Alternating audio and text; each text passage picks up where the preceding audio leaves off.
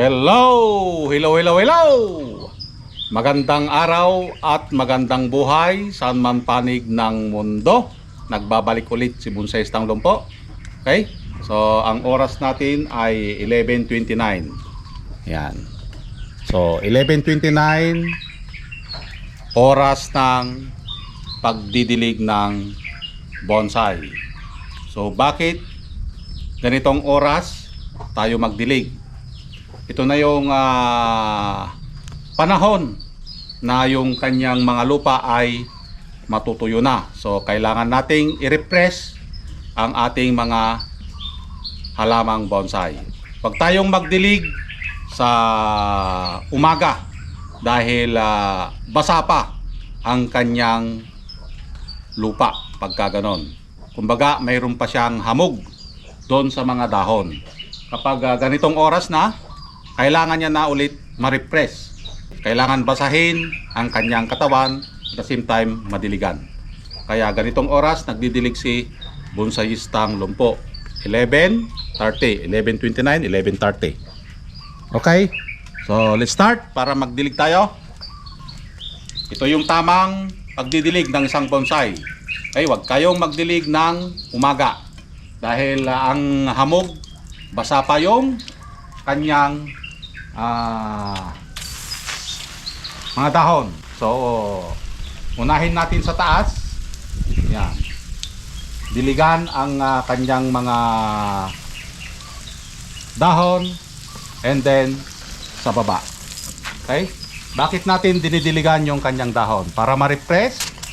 At the same time, yung mga insekto na ayaw sa tubig ay aalis. So, yun, ganito ang tamang pagdidilig ng bonsai. Tignan natin yung oras, napakahalaga yon, yung oras. At napakahalaga din yung time natin sa ating mga halagang bonsai. So, sila ay mga living art na kailangan ding alagaan. Kapag napabayaan mo ito, ito ay mamamatay. Ayan. Ganito lang ang ating gagawin para ma-refresh ang kanyang mga dahon. Di ba ang photosynthesis ay ang dahon ang nag-a-absorb ng tubig at saka i-convert naman niya ng carbon dioxide, ibababa doon sa roots, and then roots iaakyat ulit papunta dito sa dulo ng dahon at magre-release ng oxygen. So nakakatulong yon para lumamig ang ating kapaligiran. Napakahalaga yung sunlight dahil doon kumukuha ng lakas ang ating halamang bonsai. At kung mapapansin nyo, ang ating mga halaman ay nasa ilalim sila ng haring araw. So mainit ang kanilang pwesto. Kapag ang ating halaman ay hindi gaanong nasisinagan ng araw, ang ating halamang bonsai ay magiging mahina ito.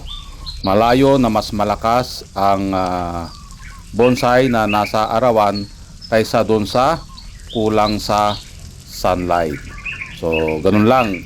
Kaya dapat ang ating mga halamang bonsai ay nasisinagan talaga ng araw para mapanatili sa kanila yung kanilang lakas.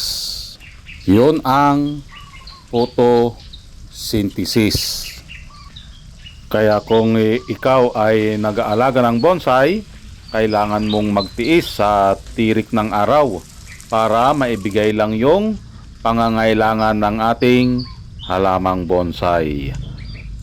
At sabi nga nila, sana bonsai na lang sila para naaalagaan at nadidiligan. Agoy. Ano daw?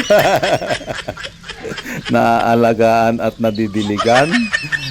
At kapag hindi ka nadiligan, para kang bougainvillea. Agoy.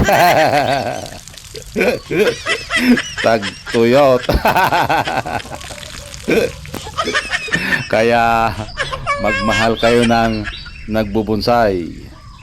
Maalagain yan. At higit sa lahat, kapag magdilig, umaagos. Umaagos hanggang floor agoy.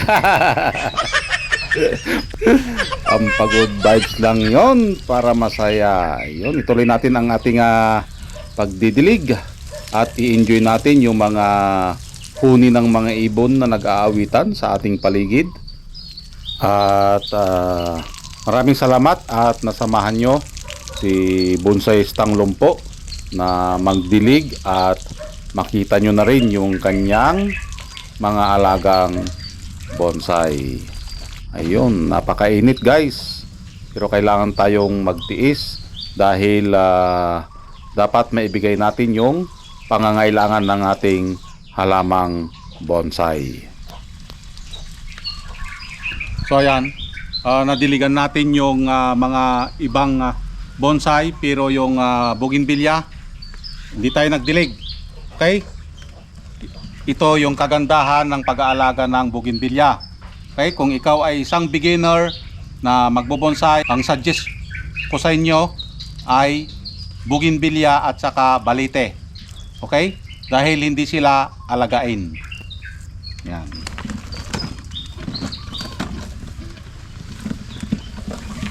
Sa rin ito, hindi na diligan. Huwag nating diligan ito. Itong bougainvillea na ito para lumabas palalo yung kanyang mga bulaklak.